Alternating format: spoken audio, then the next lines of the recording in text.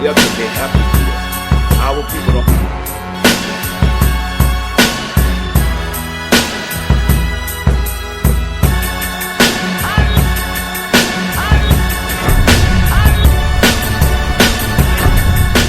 Have talent, business, service, or product, and you want to advertise it on Hip Hop News Uncensored and get it in front of millions of people, email us right now at advertise@hiphopun.com. That's advertise@hiphopun.com. Do not wait. All right, man. First and foremost, shout out to the homie Wayno. But I want to talk about a tweet that he left earlier tonight. And I usually don't do this, but I got to talk about this right now. He put this up on his Twitter earlier, right? Let's challenge Flex to break a new DJ, right?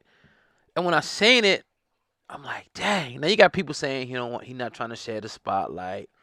All types of different stuff people are saying. Impossible. Somebody put, what's the point of doing that? And there's numerous other tweets that people said. And here's my thing on the whole situation, right? Because you see, when you're outside the industry, and this is the music industry, the podcast industry, all intertwined, right? It looks one way to you, right?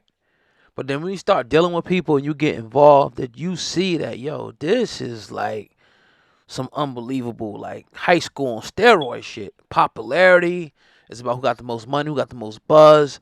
Right now, you find few people who are genuine people. And I said all that to kind of lead to this point.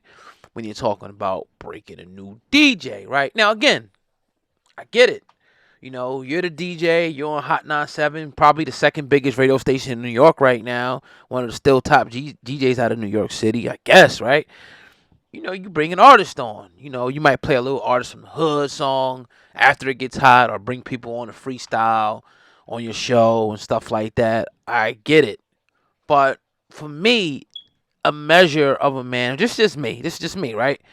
Has always been what fruit do you produce? And fruit, I mean, how many people have you, gave your secrets to, whatever that may be. You see rappers all the time birthing rappers. You see all types of things, people birthing people, even DJs birthing other DJs. You talk about, we interview Kid Capri, he talks about all the DJs that he birthed, all types of different comedians, actors, football players. A man teaches his son, his daughter how to play basketball, football, baseball, all that stuff, right? But when you get into a particular industry, in particular New York City, right? And it's even trickled down into like Philly, Jersey, and areas like that now. Really kind of like the Northeast, right? You get, I don't want to use the word gatekeeper, but what you get is you kind of get people who are scared, afraid to share the spotlight because they think that if they share the spotlight, where they say your name, give you a shout out, whatever. I mean, in public or whatever, but if people actually see them giving you a shout out or paying homage to you, they feel like it's taking power away from them, or one day you may take their spot. I can't tell you how many people that we have, not only just reached out to, but came across, dealt with, that are straight up slime ball snakes in this industry. I can call out 5 names right now. You'll be surprised, right? But for the sake of just staying professional, we kind of just sweep things under the rug and keep moving forward. Now, if it's needed to air somebody out, we definitely air somebody out. Most of the time, we keep it behind closed doors and keep trucking, keep working. That's always been a motto, outwork everybody, right? So in particular with Flex, and I think what Wayno said is real talk, like, who's your understudy? And this is the thing people said about the Nation of Islam. A lot of people said, well, who's the successor to Farrakhan, right? Not, it got to be like somebody clear cut, not, and I'm not speaking in, I'm just using them as an example, right? You got a lot of strong brothers in the NOI, the FOI, Wesley Muhammad, Nori Muhammad, Riza, all these dudes, Ben X, all stand up, dudes from my experience dealing with each and every one of them, right? But is anybody really like up next? Like you could see, like, remember when Jay-Z was in the industry, clearly it was Beans or Bleak. Like that was clear, like either Beans or Bleak Just so happened it kind of more so was Beans. He got into a lot of legal trouble. But really, Jay-Z, his understudy was Memphis Bleak. So you can see these different, examples all through the industry of somebody passing the torch to the next generation. And I think that's what Conway was going until they, had their conversation and iron things out. That's what Conway was saying as well. He's like, all right, you're on the spot, you did your thing, you made it, but who you passing it to, right?